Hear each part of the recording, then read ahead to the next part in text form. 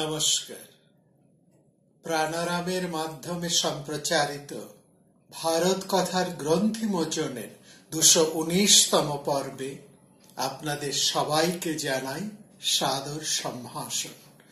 মহামতি অনন্তলালের পরম আশীর্বাদে আমরা প্রতিদিন শুনে চলেছি ভারত কথা। ভারত কথার গত পর্বে আমরা শুনছি, গত কয়েক পর্ব ধরে আমরা শুনছি মহর্ষি লোমশ পাণ্ডবদেরকে নিয়ে বিভিন্ন তীর্থ পরিক্রমার মাঝে এসে উপস্থিত হয়েছেন ঋষ্যশৃঙ্গ মুনির আশ্রমে।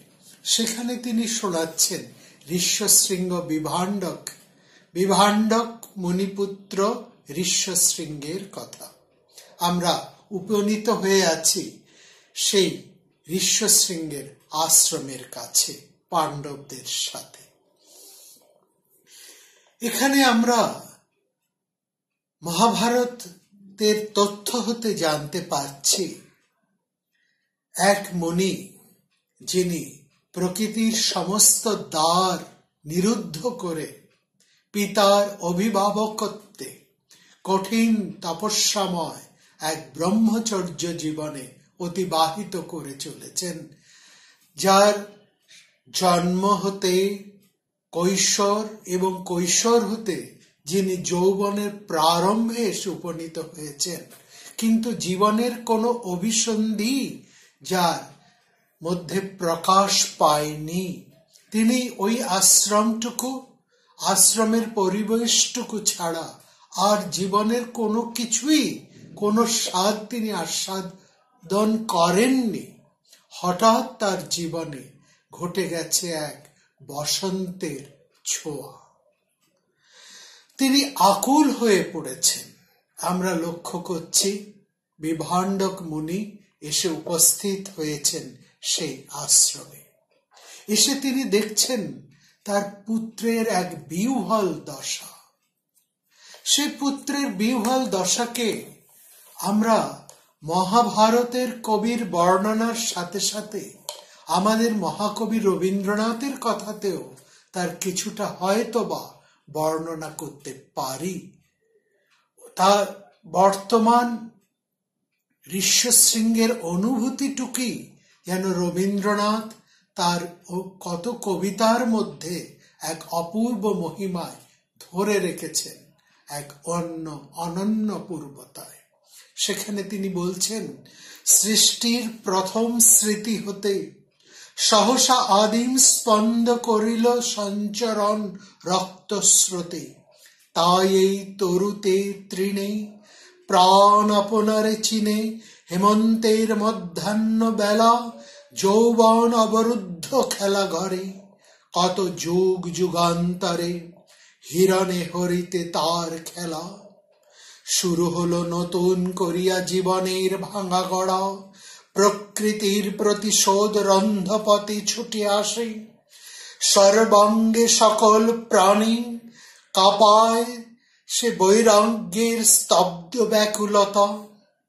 শব্দহীনতার স্তরে শব্দহীন হাহাকারে ওঠে বিচিত্র আভাস, শূন্যতার দীর্ঘশ্বাস।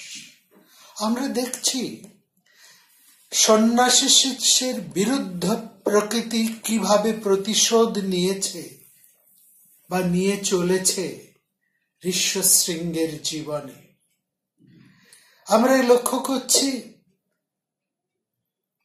বিমনা বিকল ইন্দ্রিয় পুত্রকে দেখে বিভাণ্ডক জিজ্ঞাসা করছেন, কি হয়েছে তোমার? তুমি অন্য দিনের মতো তো সমিধ কুড়িয়ে এনে এক জায়গায় জমা করনি। তুমি সায়ংকালীন অগ্নিহোত্র সমাপন করেছ, যজ্ঞের সমস্ত উপকরণ সাজিয়ে রেখেছ, তুমি হেমধেনুকে রক্ষা করেছ, বাছুরগুলোকে তার মায়ের কাছে নিয়ে এসেছ। বিভাণ্ডক বুঝতে পাচ্ছেন আজ এইসব কাজের কোনো একটিও করেননি ঋষ্যশৃঙ্গ। হয়তো তিনি এটা বুঝতে পারছেন এমন কোন সংসর্গ, এমন কোন স্পর্শ যার থেকে তিনি তার পুত্রকে সরিয়ে রাখতে চেয়েছেন, তেমনই কোনো এক স্পর্শে তার পুত্র উন্মানা হয়ে উঠেছে। যেখানে অধ্যয়ন তপস্যাই প্রধান ছিল, সমস্ত যৌবনের পথগুলোকে রুদ্ধ করে পিতা তাকে নিমগ্ন রেখেছেন ধ্যানে, তপস্যায়, একাকী ব্রতে। সেখানে পুত্রের এমন অবস্থা বিভাণ্ডককে বড় আশ্চর্য করে দিল। আসলে ঋষ্যশৃঙ্গ স্ত্রীলোক চেনেন না, প্রকৃতির কোনো আবেশ, কোনো চিহ্ন তার জীবনে এতদিন ঘটেনি। সেই জন্য একজন কন্যার আলিঙ্গন, শারীরিক সংশ্লেষ তার সংকট সৃষ্টি করেছে তার জীবনে। বিভাণ্ডক অনেক প্রশ্ন করার পর পুত্র সসংশয়ে জিজ্ঞেস করছেন, আজ কে এখানে এসেছিল পিতা? ঋষ্যশৃঙ্গ বলছেন, এমন এক ব্রহ্মচারী এসেছিলেন, তার মাথায় জটা ছিল, তিনি বেটেও নন, লম্বাও নন, অথচ কাঁচা সোনার মতো তার গায়ের রং, একেবারে দেবতার মতন তাকে দেখতে। ইহাগত জটিল ব্রহ্মচার নৈব রস্য নাতি দীর্ঘ মানস্যি। ঘন কৃষ্ণ কেশী সুন্দরী সেই কন্যার ঋষ্যশৃঙ্গের বর্ণনায় উঠেছেন এক জটাধারী ব্রহ্মচারী। তবে যেন একটু অন্য রকম, কেননা সুবর্ণের সূত্রে বাঁধা দীর্ঘ তার কৃষ্ণ কেশ, তার গায়ে সুগন্ধি যা ব্রহ্মচারী সুলভ নয়। তিনি পিতাকে বলছেন, আকাশে বিদ্যুৎচারী, সেই বিদ্যুৎ ছাটার মতো সেই ব্রহ্মচারীর গলায় কি যেন একটা দুল ছিল, আর তার কণ্ঠের নিম্ন দিশে রমণীয় রোমহীন অদ্ভুত মনোহরণ দুটি মাংসপিণ্ড, দৌচাস্য পিণ্ডাবধরেণ কণ্ঠাৎ অজাত রোমন সুমনহরৌচ। বেচারা ব্রহ্মচারী ঋষ্যশৃঙ্গ, তিনি গলার মণিমালার হীরকখণ্ডের স্মৃতিকে আকাশের বিদ্যুতের সাথে তুলনা করছেন, আর সেই কন্যার পিবর পয়ধর তার অনভিজ্ঞতায় মনোহর দুটি মাংসপিণ্ড, দৌচাস্য পিণ্ড অধরেণ কণ্ঠাৎ। ঋষ্যশৃঙ্গের বর্ণনায় সেই পিপিলিক কটি দেশ বিলম্বিত গতি সম্পন্ন ব্রহ্মচারী এমন স্বচ্ছ সূক্ষ্ম মহার্ঘ চিরবসনে অন্তরালে রমণীর ব্রহ্মচারী সুলভ মেখনার বর্ণনাটুকু তিনি পিতার কাছে করলেন। কিন্তু ঋষ্যশৃঙ্গ জানিয়েছেন, সে মেখলা আমাদের মতন নয়। তথাস্য চিরান্তরত প্রভাতি হিরণ্ময়ী মেখলামি যথেয়ম। সে কন্যার অসমর্ধ রূপের বর্ণনা শেষ করার পর ঋষ্যশৃঙ্গ সানুরাগে পিতাকে বলছেন, তিনি আমাকে গভীর আলিঙ্গন করায় তার উপর আমার অনুরাগ যেন জন্মেছে। তিনি তার মুখখানি নুইয়ে জটাস গৃহ্য ভাবন ব্রক্তম গভীর চুম্বন করেছেন আমাকে। আমার তাতে ভীষণ ভালো লেগেছে, তার জন্য গভীর অনুরাগ সৃষ্টি হয়েছে আমার মনে। প্রীতি পরা তথা রতিশ্চ জাতা। ঋষ্যশৃঙ্গ বলছেন, আমি অতিথির মর্যাদা বুঝে তাকে বন্য ফুল ফল দিলে তিনি তা প্রত্যাখ্যান করে আমাকেই তার ফল খাওয়ালেন।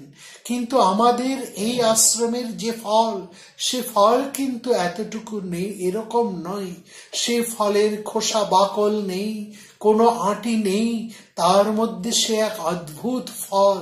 না চাপি তেষং তগিয়ং যথেষৎ সরানি নৈশাসে বসন্তিম তেষম। ঋষ্যশৃঙ্গ বুঝতেই পারছেন না তিনি কোন মোহনের মধ্যে বাধা পড়ে উঠেছে। তিনি বলছেন, যেভাবে লতায় ফুল নদীতে লহরী, যেভাবে বিরাজে লক্ষ্মী বিশ্বের ঈশ্বরী, যেভাবে আনন্দ তার প্রেমে খেলা করে, যেভাবে সুন্দর তিনি সর্বচরাচরে, যেভাবে তিনি বিছান তিনি আপন মাধুরী, আপন বিশ্বের নাথ করিয়াছেন চুরি তার সর্বতমোর। যেভাবে নবীন মেঘ বৃষ্টি করে দান, তটিনী ধরার স্তন্য করাইছে পান, যেভাবে পরম এক আনন্দে উৎসুক আপনারে দুই করে লভিছেন সুখ। দুয়ের মিলন ঘাতে বিচিত্র বেদনা, নিত্য বর্ণ গন্ধ গীত করেছে রচনা। ক্ষণকালে আসি মোর পাশে, চিত্ত ভরি দিল সেই রহস্য আভাসে। সেই রহস্য আভাসে মুগ্ধ মোদিত বিপর্যস্ত হয়ে আছেন ঋষশৃঙ্গ।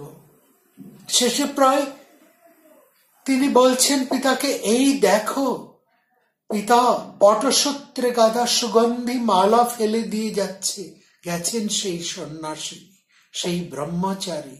আমার কেবলই ইচ্ছে হচ্ছে আমি তার কাছে যাই, নইলে তিনি এখানে এসে থাকুন সব সময়। এবং প্রায় যেন শেষ সিদ্ধান্ত জানিয়ে ঋষশৃঙ্গ বলছেন, পিতা আপনি আমাকে আদেশ করুন, আমি তার কাছে যাই, জেনে আসি তিনি যে ব্রহ্মচার্য সাধন প্রক্রিয়া আমাকে দেখিয়ে দিয়ে গেলেন, সে সাধন কেমন করে করতে হয়, আর তিনি যেভাবে তপস্যা করছেন আমি তার সঙ্গে সেই তপস্যার আচরণগুলো করতে চাই একসঙ্গে। ইচ্ছামহং চরিতুং তেন সার্ধং কানাম স ব্রহ্মচার্যা নুতস্য। বিবন্ধক চরম ক্ষুব্ধ হয়ে উঠলেন। তিনি চেঁচিয়ে, তিনি সবকিছু বুঝতে পেরে উন্মত্তের মতো চেঁচিয়ে উঠে বললেন, ওরে রাক্ষস এসেছিল এখানে, রাক্ষস। রাক্ষসরাই এরকম অপরূপ রূপ ধারণ করে সন্ন্যাসীর, ব্রতচারীর, তপস্বীর সর্বনাশ করতে আসে। তারা এভাবেই তপস্যার বিঘ্ন করতে আসে। তপস্বীরা তাদের দিকে কখনোই মুখ ফিরিয়ে তাকায়ও না। পুত্রকে যেন ভীষণ শাসন করে বিবর্ধক মুনি সেই কন্যার খোঁজ করতে বেরোলেন, কিন্তু তাকে কোথাও খুঁজে পেলেন না। না সেই কন্যা, না পুত্রের বর্ণিত সেই আশ্রম, কোথায় সব হারিয়ে গেছে। তারপর বিবর্ধক মুনি গাছের ফল কুড়োতে গেলেন দিনের ক্ষুধা নিবৃত্ত করার জন্য। তার অনুপস্থিতিতে লক্ষ্য করে আবার সেই তপস্বিনী এলেন সেই বিবর্ধকের আশ্রমে। সেই তপস্বী ব্রহ্মচারী তিনি আবার উপস্থিত হলেন বিবর্ধকের আশ্রমে। যখন বিবর্ধক সারাদিনের ক্ষুধার আয়োজন মেটানোর জন্য বাইরে বেরিয়েছেন, পিতার খেদ, দুঃখ, ক্রোধ, শাসন কোনো কিছুই আর ঋষশৃঙ্গকে এবার আবরণে আবৃত করে রাখতে পারল না। তিনি আনন্দিত চিত্তে, পরম উৎসাহে সেই ব্রহ্মচারীকে বললেন, যে পর্যন্ত আমার পিতা ফিরে না আসেন তার মধ্যেই আপনার আশ্রমে ঘুরে আসতে চাই আমি। গচ্ছাব যামন্ন পিতা মমৈতি। ঠিক এই সুযোগের অপেক্ষায় ছিলেন সেই ব্রহ্মচারী। তখন সেই ব্রহ্মচারী অন্যান্য ব্রহ্মচারীদের সঙ্গে মিলিত হয়ে বিবর্ধকের একমাত্র পুত্র ঋষশৃঙ্গকে তাদের আশ্রম নৌকায় তুলে নিয়ে এলেন এবং তাকে নানা প্রলোভনে সর্বক্ষণ ব্যস্ত রাখলেন। সঙ্গে সঙ্গে সেই নৌকো যাত্রা দিল সেই তাদের গন্তব্যস্থলে লোমপাদের রাজ্যের দিকে। নৌকায় চড়িয়ে সেই কৌশিকী নদীর পথ ধরে সোজাসুজি ঋষশৃঙ্গকে তারা তুলে নিয়ে এলেন অঙ্গদেশে, মহারাজ লোমপদের রাজ্যে। ঋষশৃঙ্গ মুনিকে প্রলুব্ধ করার সমস্ত ব্যবস্থার মধ্যে দিয়ে তার বিভ্রান্তি সৃষ্টি করার উদ্দেশ্য ছিল মূল। যে ঘাটে ঋষ্যশৃঙ্গের নৌকো বাঁধা হলো তার সামনে থেকে একেবারে মহারাজের অন্দরমহল পর্যন্ত এমন একটা আশ্রম তৈরি করা হলো যা একেবারে বিভণ্ডক মুনির আশ্রমের মতো, অনুরূপ আশ্রম, যাতে ঋষ্যশৃঙ্গের মনে এতটুকু সন্দেহ সৃষ্টি না হয়। অর্থাৎ শুধু ঋষ্যশৃঙ্গ নয়, লোমপাদ নিজ বুদ্ধি বলে জানতেন বিভণ্ডক মুনির পুত্র এই অদ্ভুত মানস বিপর্যয়ের কথা যখনই জানতে পারবেন তখনই ক্রোধ মূর্ছিত হয়ে লোমপাদের অঙ্গদেশে এসে উপস্থিত হবেন অথবা অভিশাপও দেবেন রাজাকে। সেই জন্য নদী তীর থেকে আশ্রমের পরিবেশ অন্যরকম করে তৈরি করে ফেললেন রাজা। সেখানে পথে গরুজ বেড়াচ্ছে, কৃষকেরা ভূমিকর্ষণ করছেন, অন্যান্য বন্য পশুরা ইতস্তত ঘুরে বেড়াচ্ছে। সেখানে পশুপালক লোকজনকে বলে দেওয়া হলো যে মুহূর্তে বিভণ্ডক মুনি এসে উপস্থিত হবেন এবং তিনি যদি কিছু জিজ্ঞেস করেন তাহলে বলবেন এই সমস্ত গবাদি পশু এই সবই আপনার পুত্রের, আর এই যে ভূমিকর্ষণ হচ্ছে, এই যে শস্য ক্ষেত্র, সেও আপনার পুত্রের নির্দেশেই হচ্ছে। আপনি কি বলুন, আমরা সবাই আপনার পুত্রের ভৃত্য, আপনার আজ্ঞা পালন করার জন্যই আমরা এখানে উপস্থিত আছি। কিন্তু ঋষ্যশৃঙ্গকে নিয়ে এত ভাবনার তো কিছু নেই। ঋষ্যশৃঙ্গ খুব সহজ সরল মানুষ, তিনি একেবারে সরল বিশ্বাসে প্রলুব্ধ এক শিশু ভোলানাথের মতনই, সরল বালকের মতন এসেই তিনি উপস্থিত হয়েছেন লোমপাদ রাজার কর্ণান্তপুরে, লোমপাদ রাজার অন্দরমহলে। রাজা কাল বিলম্ব না করে ঋষ্যশৃঙ্গ মুনির সঙ্গে বিয়ে দিয়ে দিলেন আপন কন্যা শান্তার। যে মুনি আপন অনভিজ্ঞতায় নানা নারী শরীরের সমস্ত প্রত্যঙ্গ সংস্থান ফলমূলের আবেশে গ্রহণ করেছিলেন, তার সঙ্গে রাজকন্যা শান্তার বিয়ে দেওয়ার যে কি ফল হলো সে সংবাদ মহাভারতের কবি আর নতুন করে আমাদের কাছে বর্ণনা করেননি। তবে ওই যে কথাটি যার জন্য ঋষ্যশৃঙ্গ মুনিকে নিয়ে আসা, এত আয়োজন, সেই অনাবৃষ্টি কিন্তু রোধ হয়ে গেল।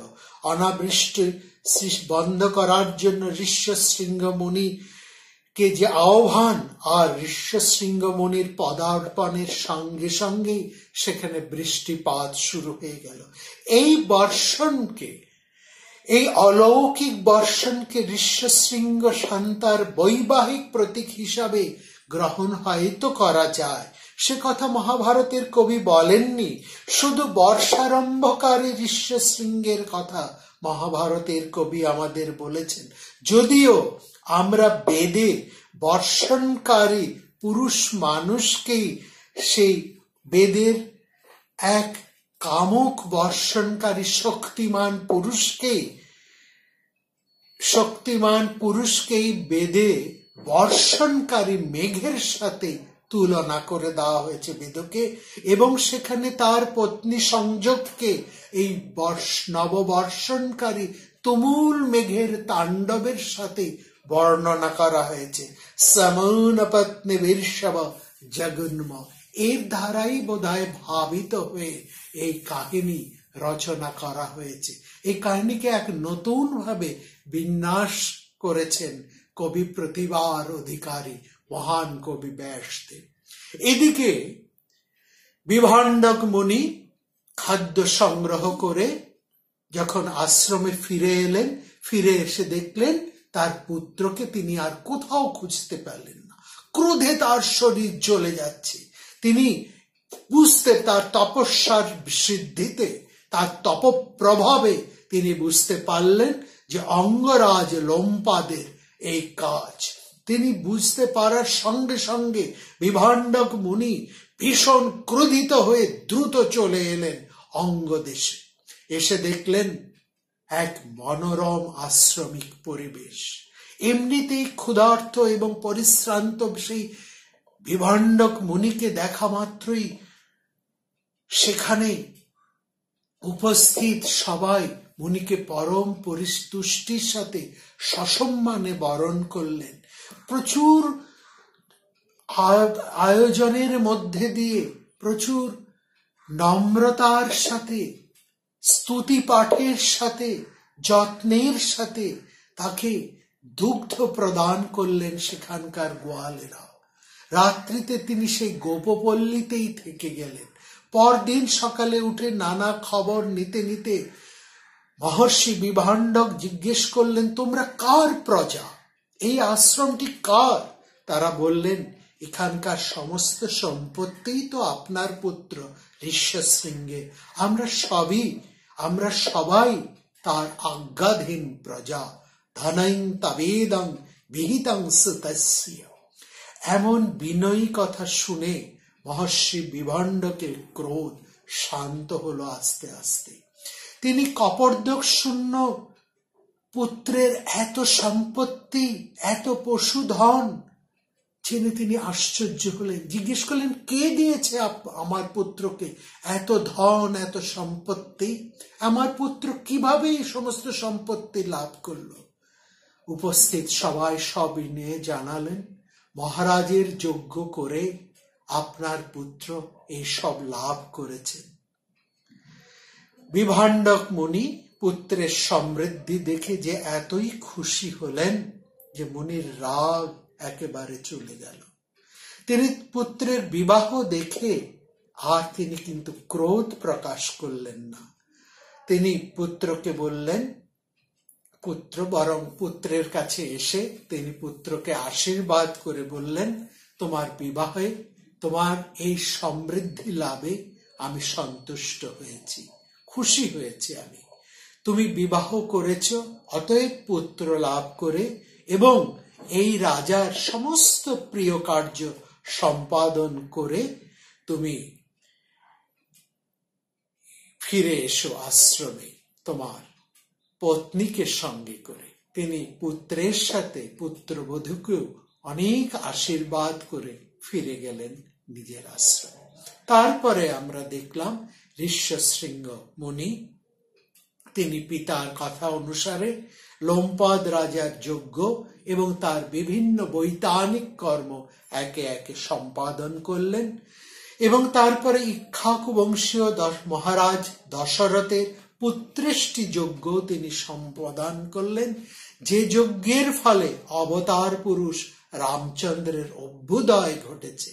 রামচন্দ্রের অভ্যুদয়ের জন্যই যেন ঋষ্যশৃঙ্গ মুনির মহারাজ দশরথের পুত্রেষ্টির ফলে যে বিষ্ণুর অভ্যুদয় ঘটল, অবতরণ করলেন বিষ্ণু ভূভার হরণের জন্য মহারাজ দশরথের ঘরে। সেই রামচন্দ্রের অভ্যুদয়ের জন্যই ঋষ্যশৃঙ্গের এই জীবন কথা, এমনই তার জীবনের পরিবর্তন। এই কাহিনী আমরা শুনলাম মহর্ষি লোমশের কাছ থেকে। পাণ্ডব যুধিষ্ঠির লোমশ মুনির কথায় ঋষ্যশৃঙ্গের সেই পবিত্র আশ্রম দেখে কৌশিকী নদীতে অবগাহন করলেন। তারপর পুণ্য স্নাত অবস্থায় দ্রৌপদী সহ ভাইদের নিয়ে বিভিন্ন তীর্থ ঘুরে নানান নদ নদী অতিক্রম করে তারা উপস্থিত হলেন এই গঙ্গাসাগর সঙ্গমে। পাণ্ডবেরা এই গঙ্গাসাগর সঙ্গমে এসেছিলেন তার প্রমাণ আমরা পাই ভারত কথায়, ব্যাস কবির রচনায়। সুতরাং পূর্ব ভারত কিন্তু আর্য জনজাতি বা পাণ্ডব বর্জিত অঞ্চল আর রইল না। ধীরে ধীরে এখানে আর্যায়ন ঘটেছে, ধীরে ধীরে এখানকার রোগমুক্তি ঘটেছে এবং এই বঙ্গদেশে তথা পূর্ব ভারতে দুর্নামও ঘটেছে।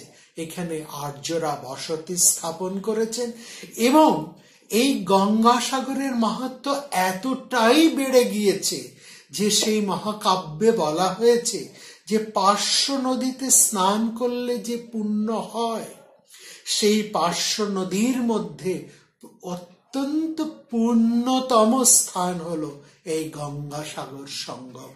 এই কথা বর্ণনা করতে গিয়ে, গঙ্গাসাগরের এই মহিমা বর্ণনা করতে গিয়েই সেকালের পুরাণকারেরা বলেছেন যেন 500 নদী অতিক্রম করে পাণ্ডবেরা এসে পৌঁছেছেন এই গঙ্গাসাগর সঙ্গমে। অর্থাৎ গঙ্গাসাগর সঙ্গমে এসে উপস্থিত হলে বিভিন্ন তীর্থ সলিলের 500 নদীর তটভূমিতে পুণ্য স্নানে যে পুণ্য লাভ হয়, সেই পুণ্য লাভ গঙ্গাসাগরে একবার অবগাহন করলেই লাভ হয়। সেই জন্য প্রতি বছরই আমরা এক বিশেষ সময়ে ভারতবর্ষের বিভিন্ন প্রদেশে সাধারণ মানুষকে ছুটে আসতে দেখি, অবগাহন করতে দেখি এই গঙ্গাধারে, এই গঙ্গাসাগরের মহান সঙ্গমে অতি পবিত্রতার সঙ্গে তারা স্মরণ করেন এই গঙ্গাসাগরের মহিমা। এখানে তারা এসে স্নান করেন বৈতরণী নদীতে।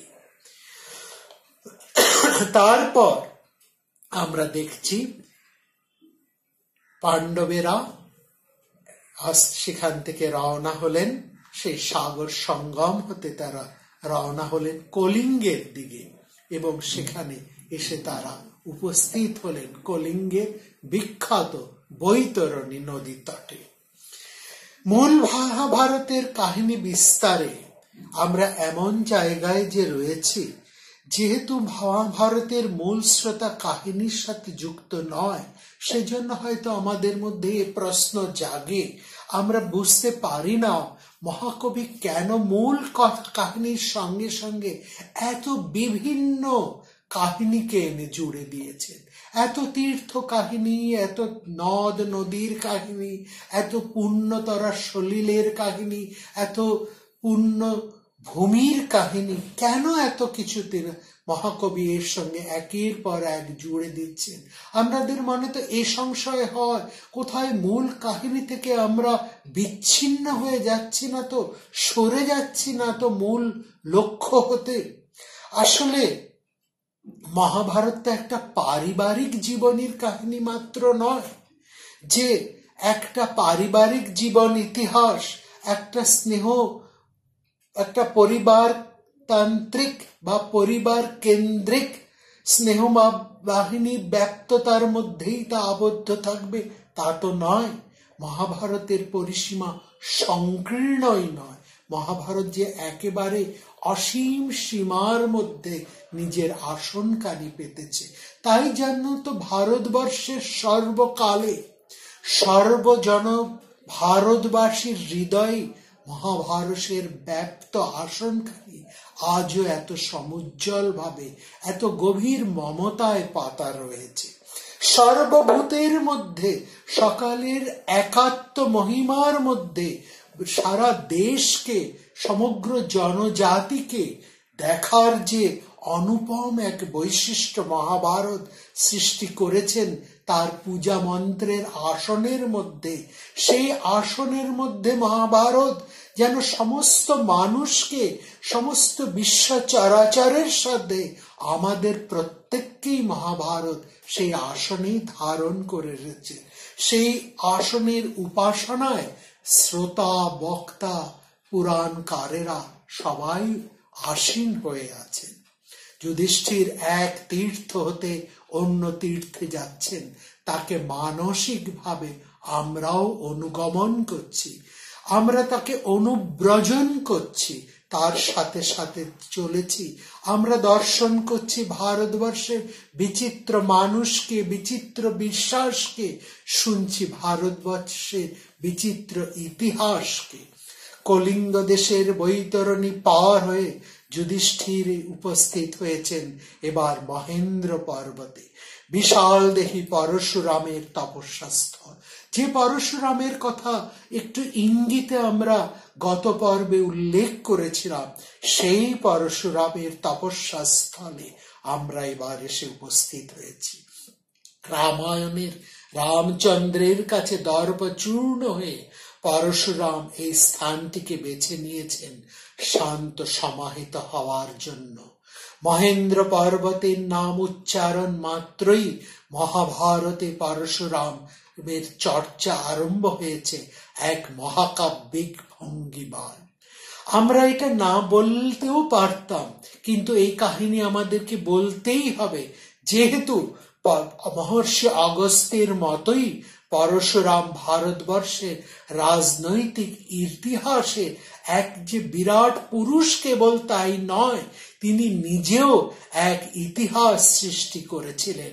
ভারতবর্ষের রাজনৈতিক ক্ষেত্রে ব্রাহ্মণদের যে শক্তি ক্ষমতা সৃষ্টি হয়েছিল, রাষ্ট্রের প্রশাসক হিসেবে ক্ষত্রিয়রা যখন সেই শক্তিকে চ্যালেঞ্জ জানিয়েছিলেন এবং প্রায় ব্রাহ্মণ্য শক্তিকে নস্যাৎ করে দেবার এমন একটা অবস্থা সৃষ্টি হয়েছিল ক্ষত্রিয়দের দুরন্ত এবং প্রতিস্পর্ধতায়, সেই সময় পরশুরাম ক্ষত্রিয়দের এই ক্ষমতায়নকে খর্ব করে পুনরায় ব্রাহ্মণ্যের ভূমিকাটি আবার পুনঃপ্রতিষ্ঠা করেছেন ভারতবর্ষের মাটিতে। সেই ঐতিহাসিক কথায় আমরা আসবো আগামী পর্বে। এই যুধিষ্ঠিরের ইতিহাস জানাটা কিন্তু ভীষণ প্রয়োজন একজন শ্রেষ্ঠ ক্ষত্রিয় পুরুষ হিসেবে। সে কারণেই মহর্ষি লোমশ মহেন্দ্র পর্বতে এনে উপস্থিত করেছেন পাণ্ডবদের যুধিষ্ঠিরকে, এবং এসেই তিনি আরম্ভ করেছেন সেই পরশুরামের কাহিনী। মনে রাখবেন, কালিদাসের রঘুবংশ মহেন্দ্র পর্বতের অবস্থিত কলিঙ্গ দেশে, কিন্তু পণ্ডিতেরা জানিয়েছেন ওড়িশা থেকে একেবারে মাদুরা পর্যন্ত যে পার্বত্য অঞ্চল, সেটাই মহেন্দ্র পর্বত। সেই পর্বতেই এসে উপস্থিত হয়েছেন পাণ্ডবেরা, এবং আমরা আগামী পর্বে শুনব নতুন করে ব্রাহ্মণ্য শক্তি সৃষ্টির সেই কাহিনী, যা ক্ষত্রিয় সৃষ্টি, ক্ষত্রিয় বীর্যের সামনে অসম্ভব, ক্ষত্রিয়দের স্পর্ধার সামনে প্রায় নষ্ট হতে চেয়েছিল। এবং একথা কে না জানে, ক্ষত্রিয় এবং ব্রাহ্মণের শক্তির মধ্যে একটি শক্তি যদি নষ্ট হয়ে যায়, কিংবা দুইয়ের মধ্যে যদি প্রতিস্পর্ধিতা সৃষ্টি হয়, তাহলে যে রাষ্ট্র শক্তিরই বিনাশ ঘটে। অতএব দুই শক্তির মধ্যে এক ভারসাম্যের প্রয়োজন। যখন যে শক্তি ভীষণ একদিকে ঝুঁকে পড়ে, প্রবল হয়ে ওঠে, তখন সেই শক্তির মধ্যে ভারসাম্য সৃষ্টি করার জন্যই যেন মহান বিষ্ণু শক্তির মতন অবতারেরা অবতারণ করেন। মহর্ষি অগস্ত্যের মতন মহর্ষি এই মহেন্দ্র পর্বত স্থিত পরশুরামের সেই শক্তিমত্তাকেই অবতারত্বে প্রতিষ্ঠিত করেছে ভারতবর্ষের ইতিহাস। আমরা সেই ইতিহাস শুনব আগামী পর্বে। নমস্কার।